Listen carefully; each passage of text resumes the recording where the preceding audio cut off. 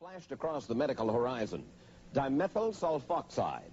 It was touted as a pain reliever which would also work miracles on burns, on acne, even on spinal cord injuries, a kind of jack-of-all-trades among drugs. The medical literature was full of stories about it, some of it pro-DMSO, but much of it con, skeptical, even derisive. The Journal of the American Medical Association editorialized against it, and the FDA, the Food and Drug Administration, refused to okay it for general use, said it had never been proved effective. Nonetheless, 2 states, Oregon and Florida, have legalized it for prescription. And the black market in DMSO has become nationwide. That's how many Americans get it. Meantime, the puzzling story of DMSO continues. It is largely fueled by the efforts of one man, Dr. Stanley Jacob, an associate professor of surgery at the University of Oregon. For 15 years, this man, some would say this zealot, has been pushing DMSO because he believes so deeply, despite the doubters, in what DMSO can do.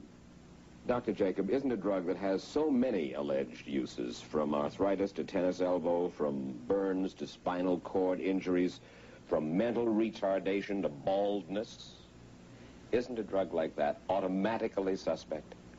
No question. And I think that that's one of the reasons it's having problems. And if I had to do all over again, maybe the major mistake that I made, Mike, in the beginning was to tell it the way it was. I think if I would have said it was good for a sprained ankle, but only if the ankle sprain were on the left side, DMSO might be approved today. Because its use is legal in Oregon, patients make the journey to Dr. Jacob's office there almost as if it were a domestic Lourdes. As we've seen, Dr. Jacob treats some of his patients topically for their bruises, their aches and pains. But some others of his patients, some of the most desperate, are young people left paralyzed from auto and motorcycle accidents. These he gives DMSO intravenously to relieve the pressure on their damaged brains, to reduce the swelling in the brain or spinal cord. And sometimes, apparently, he gets dramatic results. I took the swelling out of the spine, and they told my husband on the phone that I would probably be in a chair, paralyzed for the rest of my life. And so we're really excited with the results. Another Oregonian transplanted to Georgia swears by DMSO. June Jones is second-string quarterback for the Atlanta Falcons. Time was, he says, he could hardly raise his arm to throw a football. He says he'd be out of the game without DMSO. My problem is in my shoulder, so the simple thing for me to do is I just put this on like this. Just that much, about an inch worth? I put about an inch worth, and I'll rub it all around the area, and I'll just leave it sit. Sometimes I put on a little bit more than that. And I'll just let it sit like that for, anywhere from 20 minutes to 30 minutes, 15 to 30 minutes. And boy, it smells already. In fact, maybe in about 5 minutes, I'll be able to taste it. That's one small special characteristic of DMSO. It smells like garlic and tastes like oysters. But if you took a big whack during a game, let's say, and it was black and blue, you'd rub it on. Oh, yeah. I did this more when I play basketball in the offseason. Sometimes you get kneed in a Charlie horse. Yeah. Boy, I tell you, those things are painful for days. Right. I put it on right after, and I may not have any pain the next day at all. Jones says several of his teammates use it too, but they wouldn't talk about it in public because talk of any drug, especially an illegal drug, is verboten in the NFL. In our business, availability is the most important thing. In other words, if a guy gets hurt, he could lose his job. So when someone comes to me and asks me for it, I give it to him. And whether I'm legally okay to do that or not, I really don't care the repercussions because I know I'm going to help somebody. Perhaps more typical of the legions who depend on DMSO are those who suffer chronic pain. Emily Rudick suffered searing, unrelenting pain from arthritis for years. And she could find no relief, she says, until DMSO. She'd no longer be playing the piano without it, she told us. I have some very badly gnarled fingers from arthritis, and the DMSO eases the arthritis right away. It's not a miracle drug, doesn't really cure it, but it eases it. And it does other things for her, too. I had a fever blister on my lip. I used DMSO 3 times, and the fever blister went away immediately. I've cut myself in the kitchen, and sometimes quite badly, and have used DMSO on it, and the cuts begin to heal right away. How does DMSO work? What does it do inside your body that kills pain and helps healing? Dr. Jacob gave us a capsule understanding. One is that it blocks certain types of nerve conduction. These are the fibers which produce pain. Second, it reduces inflammation or swelling. Third, it actually improves blood supply to an area of injury. Fourth, and this could be the key, in the test tube, in certain types of injury, it literally stimulates healing. But is it safe to use? We put that question to Dr. Richard Kraut, head of the Bureau of Drugs of the Food and Drug Administration.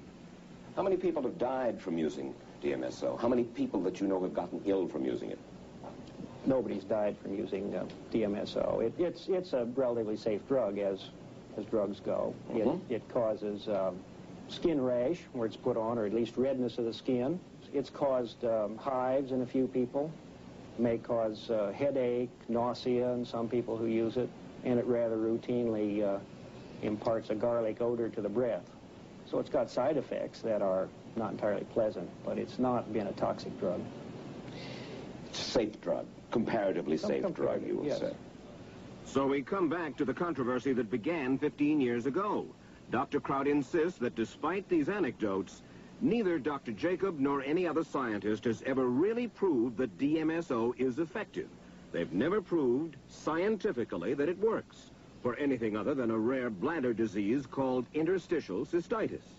I think people are rooting for the drug, in a sense, rooting for the investigators to come through, give us the right kind of evidence that stands up under scientific scrutiny. Well, and that's how simple it is with DMSO. So I put a sampling of apparently credible scientific evidence before Dr. Kraut. are you familiar with dimethyl sulfoxide in Musculoskeletal Disorders, Journal of American Medical Association? Yes. Topical Pharmacology and Toxicology of DMSO, Journal of Medical Association. A double-blind clinical study, DMSO for acute injuries and inflammations, current therapeutic research. Yes. Treatment of erytitis and erysionitis with topical DMSO. An entire book on the subject of dimethyl sulfoxide by D. Martin and H.G. Hawthorne. So it's not as though this is some quack remedy that a few people have used and swear by. There is a considerable body of scientific investigation undertaken. That's right. With some very key holes in that body of evidence. And those keyholes are? Controlled trials demonstrating that it really works for some of the claims that it's touted for. But controlled trials with DMSO are difficult because that would involve something called double-blind tests, where neither patient nor investigator knows who's getting a drug, who's getting a placebo. And that can't be done with DMSO because the smell of the drug gives it away. What the FDA says is needed is proper testing. And that, for instance, is to treat comparable groups of patients with and without the drug over a long enough time to evaluate its consequences, good or bad. And this, say the doubters in the medical establishment, has just not been done with DMSO. The National Academy of Sciences, you know, looked over a lot of the work that has been published about DMSO, right? Yes, they did. And the National Academy of Sciences Committee said, in effect, that only a few were scientifically sound, that most of the DMSO studies have been inadequately set up and carried out. I don't agree with that conclusion because I personally have published several dozen articles on DMSO, and I've been associated with 2 New York Academy of Sciences symposia. There was no one on that committee, Mike, who had actually ever treated a patient with DMSO, to my knowledge. And I think that that makes a difference. This young mother, Sandy Sherrick of Riverside, California, suffered severe whiplash and nerve damage in an automobile accident 2 years ago. When we first met her last November, she was in agony. No painkiller, no therapy, no doctor, it seemed, could help. Oh, the pain was extremely bad. I was to the point where I cried continuously. I did not cook meals. I did not clean. I barely got myself dressed. And this went on for how long? Months. They finally got to the point where they just told me, you're going to have to live with it. The weather's going to affect you, and you're just simply going to have to live with it. Then she heard about DMSO. And as a last resort, Sandy Sherrick, as you can see, still very much in pain, flew to Portland, Oregon to be treated by Dr. Jacob. We went with her. She received her first dosages intravenous. This will run in about an hour and a half soon. I can taste it. You can taste it? Yes. Ready? Don't be too disappointed. Yes. Ready? Don't be too disappointed if after the first one you're not significantly improved. Okay? Let's just see what happens. 24 hours later, there was no real improvement. Besides, she had become nauseous from the treatment. Bend it to one side. Bend it to the other. Now, do you have any more mobility or about the same mobility? I think about the same. By the third day, she was feeling a little better. You began to see it in her face. Well, I didn't have to take any more medicine. How long has it been since you haven't had to take medicine? Over 2 years. Before she left for home, Dr. Jacob showed her where and how to apply DMSO topically to her neck and back. Now, when you put it on, don't rub it too hard.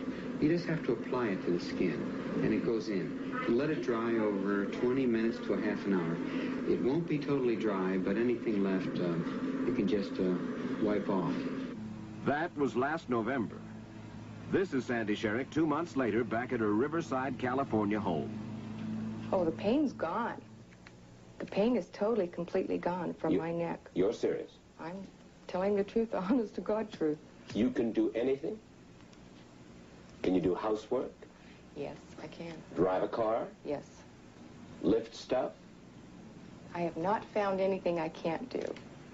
We asked Dr. Jacob to come on down, take another look at you, and to talk to you and us together. Okay? Okay. Now, could you bend your head to the left side? Any discomfort? None. Okay, now how about to the right side?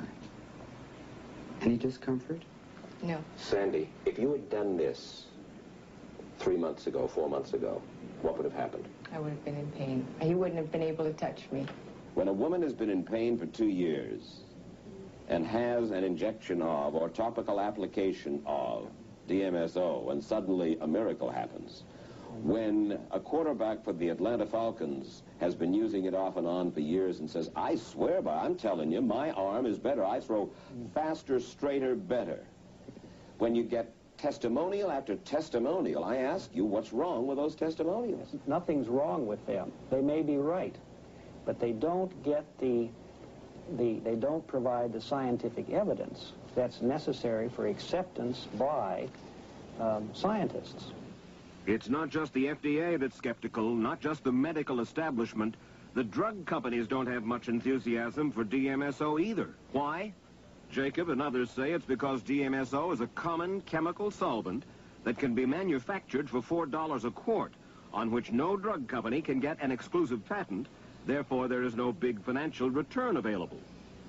Did an executive of a major drug company really tell you, Dr. Jacob, I don't care if DMSO is the major drug of our century, and we all know it isn't worth it to us? I was told that if DMSO were approved, it would be competitive, and they didn't hold the patents. Yes, I was told that. And you will not tell us? I would not tell you the name of the drug company or the individual. Why? It's the only question I will not answer. I'll answer any other question. I think it's a fact of life that drug companies are not going to invest in something unless they think there's some financial return. But we come back to the main reason for the FDA's objection to DMSO, that a story like Sandy Sherrick's doesn't take the place of a scientific test. Well, that's fine. I can understand their feeling, but they've got to be able to look at the test results and take me as an individual. I have no reason to say it does work or it doesn't. All I can say is what it's done for me personally. It worked for me. 2 footnotes. DMSO is now available for treatment of assorted ailments in Western Europe, the Soviet Union, Japan, and Latin America. And tomorrow morning in Washington, the House Committee on Aging begins an inquiry into why DMSO is not available to all Americans for any appropriate ailment, including plain and simple pain.